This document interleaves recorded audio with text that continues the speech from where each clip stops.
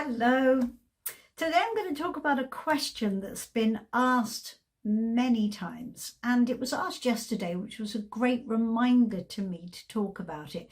So the client rang up and was trying to decide whether or not to book a reading, and she asked, well, how do I know if I can trust that the reading's true? How do I know? Well, of course, there aren't any guarantees that any reading will be 100% correct. That's the first thing I think it's actually important to say. So even with really, really experienced readers, sometimes we don't get everything right. This is not an exact science. Nobody can guarantee being 100% right, and neither should they. And if they do, then I would treat them with some degree of suspicion, but experienced readers should have a pretty good strike rate. Now, how you can judge when the premise of a reading is reliable is going to depend a lot of the time on how it's delivered. So look, you can get readings from TikTok, Instagram, Facebook, YouTube, TikTok. They are coming out of the woodwork. There are free computer generated readings. There are readers on phone lines. There are readers who read by text. Oh my God, there is a million different options. And tarot is becoming more and more popular as a way of trying to get some clarity and trying to get some information, and rightly so, because it can be really valuable if used properly. But how do you know when there are so many different ways to get a reading? Well, the first thing to look at again is how the reading's delivered. Now look, there are lots of readings on TikTok and YouTube specifically, maybe Instagram as well, where readers are doing a really quick fire approach. So they're taking loads and loads of cards and they're talking really, really quickly. They might be talking about star signs. They're going to be making very specific predictions, but on a very generalized level. So Virgos, he'll be saying, or whatever, fill in the blanks. Those readings are designed to keep you hooked in. They are designed to play into the needs of people who are probably emotionally quite fragile or in need of some reassurance. One of the tell statements is, if you're seeing this, it's because you're drawn to it, so it's true. Now, you know, I have a great deal of issue with that. It's really not helpful. A reading, you know, there are overarching energies that affect us. I do a general monthly reading and I'm looking at overarching themes, and it's up to us all to observe those themes and see how they might apply in our lives. And so we can use the information intelligently and in a way that's going to serve us best. But if somebody is making very specific predictions about what's going to happen in your love life as part of a really generalized smoke screen of card after card after card after card, and you're just hearing nuggets that you think might apply to you, I would back away from that as being in any way a reliable source of information.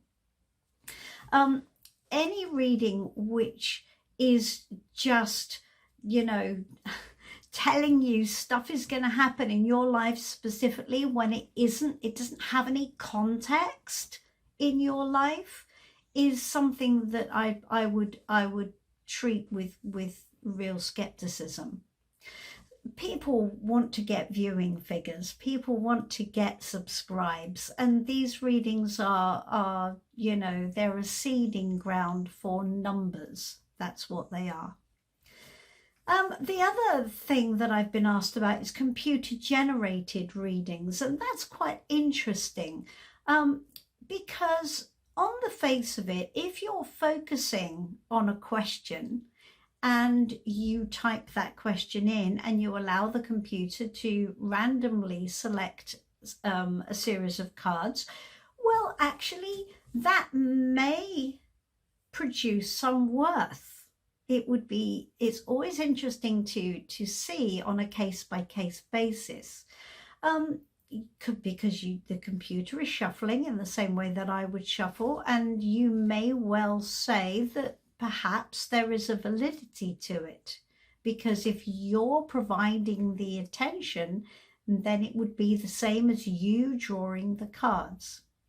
Now, it's a very broad church. I think they're entertainment readings as much as anything.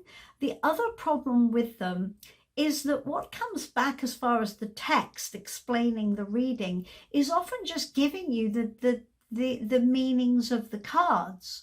And so therefore, again, the reading doesn't have any context. And so it's really hard for you to figure out what the reading's actually telling you, right? And it can leave you more confused than ever before. Also, cards don't work in readings in a singularity. So we're not just looking at one card at a time. We're looking at what the themes are. We're looking at how the cards work together, what the patterns are. That gives us the context of the reading and allows us to go deeper to look at what's happening underneath. We can ask follow-up questions, which a computerized reading can't do. And if you don't have the skill to interpret the cards even on a top level, just knowing the book readings is a very frustrating thing. So again, it can often do more harm than good. What about phone lines? Now, phone lines are interesting. It really depends on the quality of the phone line.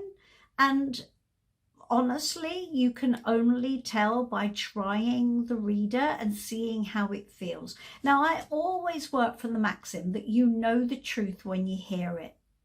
If somebody's telling you something that it just feels like you want to know without any background information, without them having any other insights into what's going on around it, or what the context is, or what's led up to this, or saying stuff that is generally true around the situation, and then leading to the point of the information, so therefore being able to back it up, then I think it's probably cause for you to treat it with some skepticism.